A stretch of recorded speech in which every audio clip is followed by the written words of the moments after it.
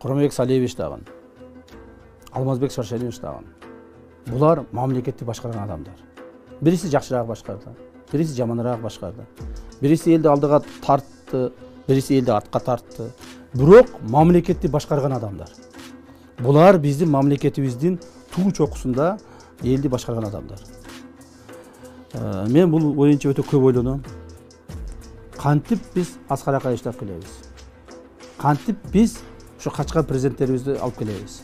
Ошол эле Аскар Акаевичти, ошол эле Куромбек Салиевичти кантип алып келебиз? Алар кантип элдин алдында кандай жаза алыш керек? Элдин алдында мамлекетке келип туруп кандай жашаш керек? Деген ой өтө көп келет. Мен ойлоймун, бул маселени кайсыл бир деңгээлде баары бир биз чечишибиз керек. Ama bizge taştavağınızlar, jardam kılыңızlar, oğlumun var basıp yetişine sebepçi bolğunuzlar, suranamız. Умар катуу орун менен күрөшүп жаткан кичинекей жигит. Ал кымбат дарылануу жана айыгууга мүмкүнчүлүк алуу үчүн сиздин жардамыңызга муктаж болуп турган учуру. Сиз берген ар бир сом Умарды дени сак жана бактылуу жашоого жакындатат. Сооп иш кылуу менен бирге Умарга орну жеңүүгө жардам бериңиз. Ар бир берген сомуңуз үчүн Аллах ыраазы болсун. Эгерде бизди муун чече албаса, кийинки муун чечет. Мен ойлоймун, бүгүнкү президент ушул жөнүндө дагы көп ойлонуш керек. Себеби бардык эле президенттерибиз бири куулуп тиякта жүрсө, бири куулуп биякта жүрсө, бири болсо камакта жатса, кийинки президент тагдыры кандай болот? Кийинки президенттин тагдыры кандай болот? Ошондуктан мен ойлоймун, биз президенттерибизди кайсыл бир деңгээлде, мен аны азыр билбеймин, кантип качан экенин да билбеймин, бирок кайсыл бир деңгээлде президенттерибиз кайтарууга аракет жасашыбыз керек. Эми июнь окуясы бул мамлекетибиздин тарыхындагы эң каргашалуу окуялардын бири боюнча эстен калды да. Демек, ушул каргашалуу окуялардын кайсыл бир деңгээлде зыянын кабыл алган, зыяны тийген адамдарга ошол өкүнүчүн, кайгысын жеңилдетиш бүгүнкү күндөгү бийликтин түздөн түз милдети. Эгерде биз дагы деле ошол июнь окуясына тиешелүү болгон күнөөкөрлөрдү, ошолордун башчыларын, ошолордун катышуучуларын, ошолордун аткаруучуларын жазай албасак, жазага тарта албасак, жазага ким тартыш керек? Жазага бийлик тартыш керек. Эл тартпаш керек. Эл жазага тарта турган болсо, чоң тополоң болуп кетиши мүмкүн. Ошондуктан бийлик ошол адамдарды жазага тартыш керек. Эгерде ал адамдар жазага тартылбай турган болсо, анда ушул окуялар кайрадан кайталанышы мүмкүн. Муну биз эсибизге туюшубуз керек. Бул кимдин бийлиги болот? Отунбаеванын бийлиги болобу? Атамбаевдин бийлиги болобу? Текебаевдин бийлиги болобу? Же болбосо бүгүнкү күндө Жээнбековдун бийлиги болобу? Айырмасы жок. Ким болсо дагы бийликте отурган адамдар жазага тартууга милдеттүү.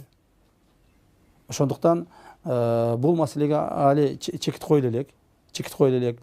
Мен ушул маселени 2010 жылы 10 июндан 15 июнга чейин түздөн түз 5 күн ушул окуянын катышуучусу катары көптөгөн фактыларды, көптөгөн адамдарды, көптөгөн тарыхый окуяларды бүгүнкү күндө эсимде кармап жүрөм.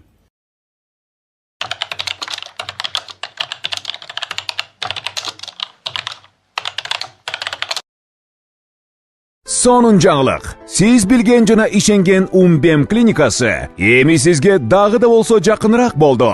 Анткени бизде жаңы филиал ачылды. Жаңы клиникабыздын ачылышына карата 20%га чейин жагымдуу арзандатуулар каралган. Андыктан келип, өзүңүздүн жана жакындарыңыздын ден соолугуна кам көрүүнү сунуштайбыз. Биздин жогорку даражадагы дарыгерлер төмөндөгү адистиктер боюнча кабыл алат. Стоматология, гинекология, терапия, лор, хирургия, педиатрия, урология, УЗИ жана башка адистиктер. Лабораториялык анализдин 5000ден ашуун түрү алынат. Жогорку даражадагы стерилизациялоо. Биздин дарек Митина метросу, Пятницкое шоссе көчөсү 35. Telefon numarimiz 8925 103 27 77.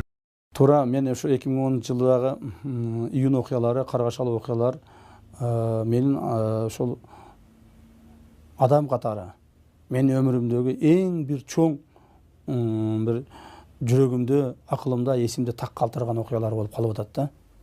Ошондуктан ошол окуялардын хронологиясын мен билген, мен көргөн, мен катышкан хронологиясын баштан аяк даярдап, мен китеп даярдап атам да. Ошол мен даярдаган китепте 2010 жыл тарых сабактары деп аталат. Китепте көптөгөн саясатчылардын, көптөгөн белдүү адамдардын, мамлекеттик ишмерлердин, мамлекетте кызмат кылгандардын жана бүгүнкү күндө да кызмат кылып аткан адамдардын аттары аталат. Алардын ошол окуяга тийиштүүлүгү, кандай деңгээлдеги тийиштүүлүгү, оң жана терс таасирлери боюнча аттар аталат. Чынында көптөгөн адамдар менен капа болушу мүмкүн. Көптөгөн адамдарга бул өтө каттуу тийиши мүмкүн. Бирок мен чындыкты айтууга милдеттүүмүн. Мен бирөөнү жакшы көрүп, бир саясатчыны жаман көрүп, ал окуяларды бекитип кое албаймын. Ал жерде болгон окуялар, мен сүйлөшкөн адамдар сүйлөшкөн ошол жерде көпчүлүктүн болгон кайгысы кимдин кесепетинен болду, эмне үчүн болду, жана муну кантип токтотсо болот деген өзүмдүн жеке анализимди чыгарып, ошол китепке топтоп атам да. Кудай буйрса, бул китеп бүгүнкү күндө бир 60-70% бүтүп калды. Негизинен бардык окуяларды менин көзүм менен гана жазып даярдап атам. Бирок ошону бир мен эми жазуучу эмесмин, же мен бир мындай бир чыгармачыл адам эмесмин. Бирок ошону чыгарма түрүндай бир иреттеп жазганга азыр ошол бир жакшы адамдарды суранып атам. Бирок бул китеп чыкса, Кудай буйрса, мен үчүн өтө оор болушу мүмкүн. Мен муну сезип турамын. Оор болушу, көптөгөн адамдар менден кол үзүшү мүмкүн. Көптөгөн адамдар мени жаман көрүшү мүмкүн. Көптөгөн саясатчылар, белгилүү адамдар кайсыл бир деңгээлде өмүр бою мени жаман көрүп өтүшү мүмкүн. Бирок миллиондогон адамдар жакшы көрөт. Бирок бул чындык мамлекет үчүн керек. Бул чындык тарых үчүн керек деген ойду айткым келет. Качан чыгып калат? Кудай буйрса, бул китептин чыгышы 2020 жылы ушул Каргашалы окуянын 10 жылдыгына карата ошонун алдында чыгарабыз деген ойдомун.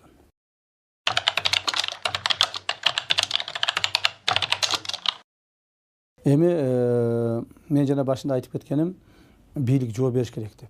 Бүгүнкү күндө бийлик ошолордун алдын алганга милдеттүү.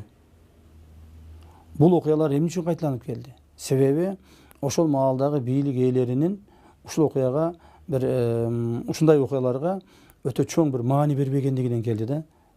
Биз карапайым эл журт, жөнөкөй ушу өзбек калкы, жөнөкөй кыргыз калкы, булар мусулман бир туугандар. Буларды ошол убакыт ичинде, тынччылык убакыт ичинде бири-бири менен сиңиштирип, бири-бири менен бир тууган кылып, бири-бири менен мусулман калктыгыбызды сездиргенге биз аракет кылышыбыз керек да. Эгерде ушуну биз үлгүрбөй кала турган болсок, жана окуя дагы кайталанышы мүмкүн. Ошон үчүн мен ойлоймун, Алла Тааланын алдында бир мусулман калк болгондон кийин биздин ишенген Аллабыз, карманган динибиз, жеген тамагыбыз, жасаган ишибиз бир болгондон кийин бир дүйнөдө тынчтыкта жашап өткөнгө бизде бардык мүмкүнчүлүктөр бар да. Ошол мүмкүнчүлүктөрдү пайдаланышыбыз керек.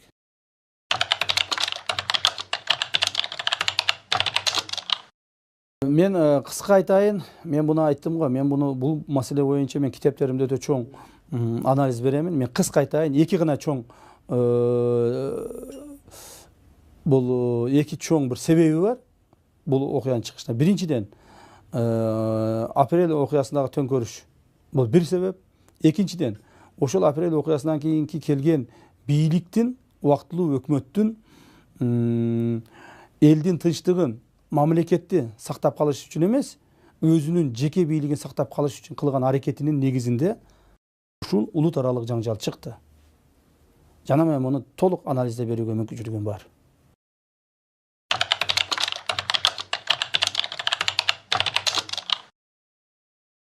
Эми мындайда бүгүнкү күндөгү бийликтен талап кыласыңбы, талап кылбайсыңбы, бул бийликтин аткара турган өзүнүн милдеттери да. Кана биз талап кылган нерселерди аткарып кыла турган болсо, биздин дүйнөбүз, мамлекетибиз азыр башкача болот эле. 2010-жылдан бери какшап айтып келе жатам. 2010-жылдан бери көптөгөн маселелерди көтөрүп келе жатам. Бирок ошонун баардыгы эле көпчүлүк аткарылбай жатпайбы? 2010-жылы ошол июнь окуяларында түздөн түш катышкан адам катары, ошол жерде ичинде арасында жүргөн адам катары мамлекеттен, мамлекеттик органдардан бир да жолу рахмат деген сөздү уккан жокмун да менчи. Себеби биз ошол маалда элдин тынчтыгын, элдин биримдигин сактап калууга, мамлекетибиздин бүтүндүгүн экстремисттерден сактап калууга аракет кылып жүргөн маалда ошол убактагы бийлик өздөрүнүн бийлигин сактап калууга аракет кылып, бизди элден бөлүп, жаман көрсөткөнгө аракет кылып чуркашканда. Ошондуктан азыркы бийлик эсине келер деген ойдомун. Азыркы бийлик эсине келиш керек деген ойдомун. Бирок мамлекет тарабынан, ошол мурдагы бийлик тарабынан, мамлекет тарабынан эч кандай бизге рахмат айтпады деп мен өкүнбөймүн. Себеби дегенде мага эл рахмат айтты. Эл журтум, ошол жерде аралашып бирге жүргөн элим, мусулман калкым, өзбек, кыргыз калкым мага рахматын айтты. Мага алкышын билдирди, ыраазычылыгын билдирди. Мен ошого ыраазымын.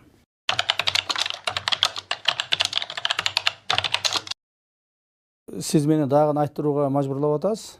Бирок мен айтып макул айтайын. 1 мүнөттүн ичинде аракет кылайын. Эгер ошол маалда эгерде биз чыгып элди токтотуп, элди ынтымакчылыкка чакырып,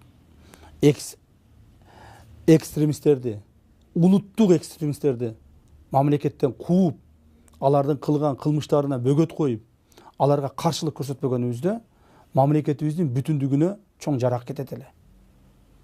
Себеби дегенде ошол маалда бийлик жок болгон. Бийлик качып кеткен. Эч ким калган эмес. Бул боюнча мен так маалыматтар менен айтамын. Губернатору дагы, шаардын бийликтери дагы, коменданты дагы эч кимиси калбай качып кеткен. Бир гана мен ачык айтып кетишим керек. Бул маселени мен дагы айтамын, өзүм рахматымды айтып келе жатам, дагы айтамын. Жалал Абад облустук УУДунун башчысы өзүнүн жеке составы менен толук бойдон кызматта турушту. Жана Жалал Абад облустук ГКМБнын башчысы өзүнүн жеке составы менен толук бойдон кызматта турушту. Булар кызматын таштап качкан жок.